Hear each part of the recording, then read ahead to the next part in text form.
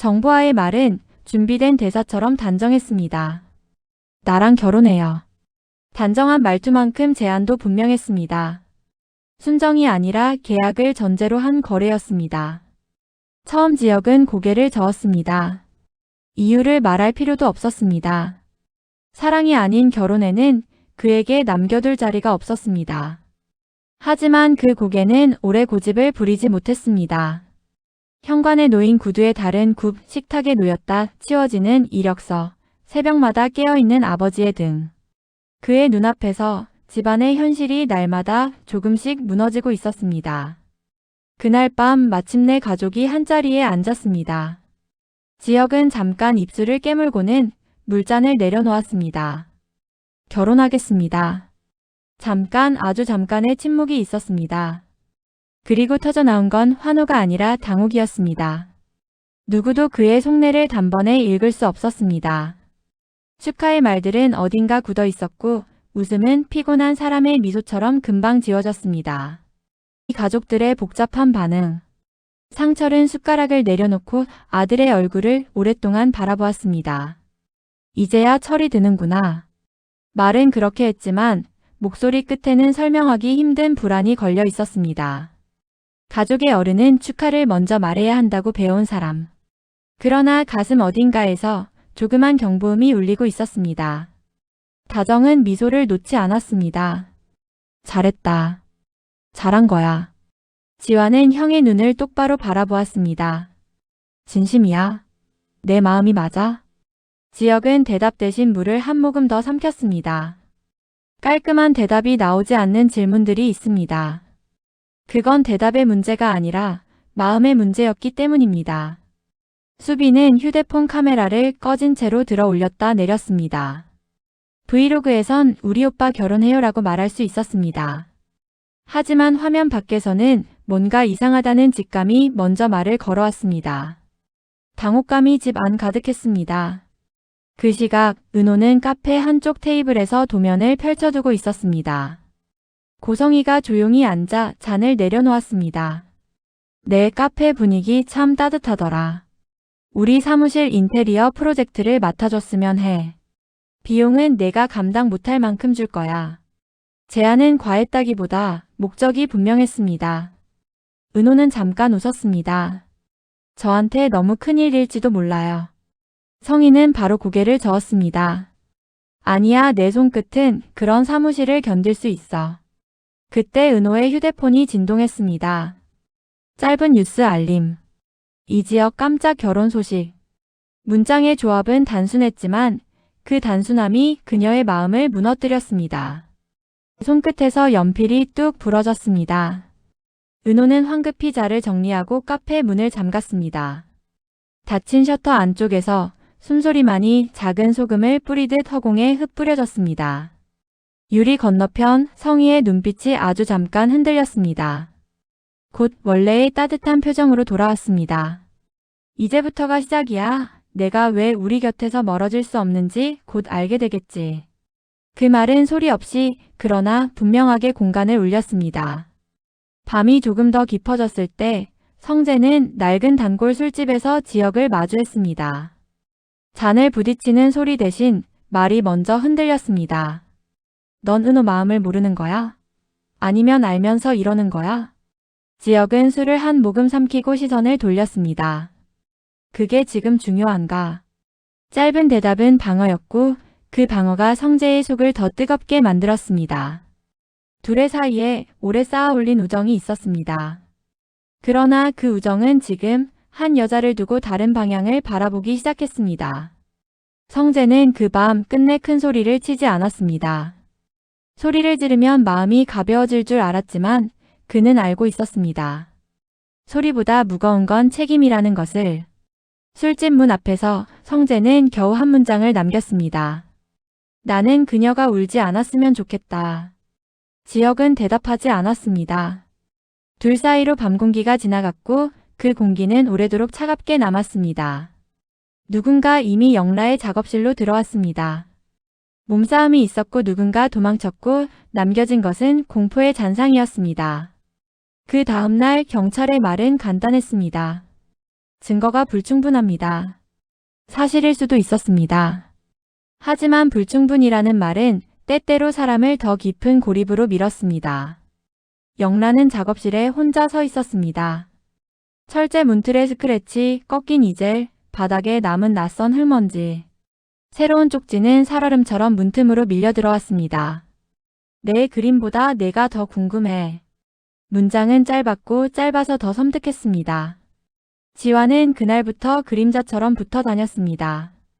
문에 센서를 달고 복도 조명 각도를 바꾸고 스케줄을 일부러 공개했습니다. 숨는 사람은 빛을 싫어합니다. 이제부터는 빛으로 끌어내야 합니다. 그의 방법은 단순했고 단순해서 믿음이 갔습니다. 하지만 흔적은 생각보다 가까웠습니다. SNS에 올라온 영라의 스토리, 택배 송장에 찍힌 동선의 흔적, 반복되는 같은 시간의 발소리. 외부의 위협인 줄 알았던 존재가 어느 순간 내 곁에 그림자처럼 느껴지기 시작했습니다. 영라는 점점 확신했습니다. 이건 외부가 아니라 내 주변일지도 몰라. 상철의 재취업 실패 무너지는 기둥의 소리. 그 즈음 집의 기둥이 다시 흔들렸습니다. 상철은 또 한 번 고배를 마쳤습니다. 한평생 몸담았던 업계에서조차 이제는 필요 없는 사람이 되어버린 듯 했습니다. 경력은 훌륭합니다만 저희는 젊은 인재를 원합니다. 그 말은 칼처럼 날아와 그의 가슴을 찔렀습니다. 면접장을 나오며 상철은 손바닥을 한 번 마주쳤습니다. 땀이 배어 있었습니다. 집에 돌아오자 다정이 반찬을 덜어주었습니다. 여보, 오늘은 괜찮아. 두 음절의 말이 아주 무겁게 식탁 위로 떨어졌습니다. 수비는 젓가락 끝을 오래 바라보다 아빠 고생했어. 라고 말했습니다. 지화는 말없이 물을 따라 아버지 앞에 밀었습니다. 이 가족의 위로는 소박했고 그래서 더 깊었습니다. 지역은 그 밤 방에 혼자 앉아 있었습니다. 정부와의 계약과 아버지의 좌절이 같은 화면에 겹쳐졌습니다. 도무지 결혼을 꿈꾸지 않았던 남자가 결혼을 선택하게 되는 이유가 어쩌면 사랑의 부재가 아니라 책임의 과잉임을 그는 알고 있었습니다. 마침내 상견례 날이 왔습니다. 호텔의 조명은 죄다 환했고 테이블 위에 꽃은 계절과 상관없이 피어 있었습니다. 양쪽 가족은 정중했고 그래서 더 피곤했습니다. 정부와는 깔끔한 미소로 말했습니다. 좋은 인연 오래 가야죠. 말은 선했지만 눈빛에는 가격표처럼 정교한 계산이 떠다녔습니다. 상철은 그 장면을 놓치지 않았습니다. 우리 아들 웃고 있나? 그는 문득 아들이 웃지 않던 아이였음을 떠올렸습니다. 어릴 때부터 지역은 웃음을 아껴 썼습니다. 꼭 필요할 때만 딱 그만큼만. 오늘 그의 웃음은 필요한 만큼이었습니다. 다정은 분위기를 완충하려 애썼습니다. 두 집이 하나 되는 거니까요. 서로 마음이 편해야. 말끝이 흐르자 정부와 쪽의 누군가가 정중하게 받았습니다. 그래서 조건을 분명히 하자는 겁니다. 정확한 문장이었고 정확해서 더 쓸쓸했습니다. 성재는 그 자리에 있지 않았지만 청첩장을 손에 쥐고 멀리서 지역을 바라보고 있었습니다. 그의 손등에 핏줄이 도드라졌습니다. 축하라는 단어는 입술 끝까지 올라왔다가 결국 삼켜졌습니다. 그는 깨달았습니다. 때로는 축하가 칼이 될 수 있다는 것을. 그리고 때로는 침묵이 사람을 더 깊게 찌를 수 있다는 것도. 상견례가 열리는 호텔 로비 반대편, 은호는 서서 복도 끝을 바라보고 있었습니다. 왜 이곳에 있어야 하는지 스스로도 설명할 수 없었습니다. 하지만 몸이 먼저 이곳으로 와 있었습니다. 마음이 향하는 방향으로 발이 먼저 달리는 날들이 있습니다. 그때 성희가 다가왔습니다. 여기 있었구나. 목소리는 다정했고 눈빛은 차분했습니다. 성희는 아무렇지 않게 다가와 귓가에 낮은 소리를 놓았습니다. 내가 왜 이 자리에 있어야 하는지 곧 알게 될 거야. 은호는 그 말을 이해하지 못했습니다. 그러나 이해하지 못하는 것이 언제나 평온을 주지는 않았습니다. 어떤 말들은 이해보다 예감이 먼저 도착합니다. 은호의 속에서 오래 닫아두었던 문 하나가 아주 작게 삐걱거렸습니다. 영라의 작업실에서는 센서가 짧게 울렸습니다. 지환의 휴대폰에 알림이 떴고 그는 순간적으로 계단을 내달렸습니다.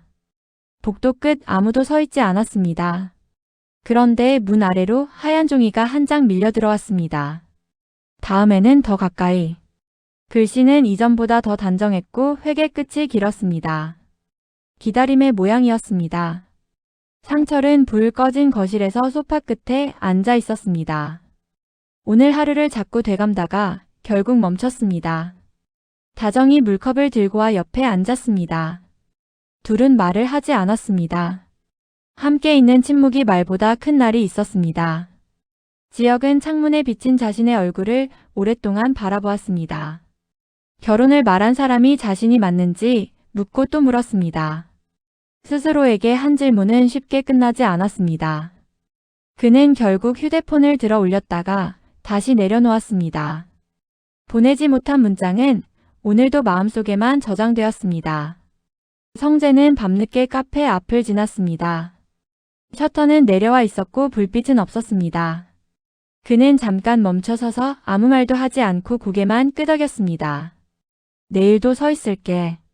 성희는 서재로 들어가 서랍을 열었습니다. 오래된 앨범과 봉인되지 않은 봉투 하나. 그녀는 봉투를 다시 넣고 서랍을 닫았습니다. 아직은. 그 말은 미루겠다는 약속이 아니라 준비의 선언처럼 들렸습니다. 앞으로 펼쳐질 이야기 궁금하시죠? 본 영상은 줄거리 해석이며 실제 방송 내용과 다를 수 있습니다. 구독과 좋아요, 알림 설정까지 부탁드립니다.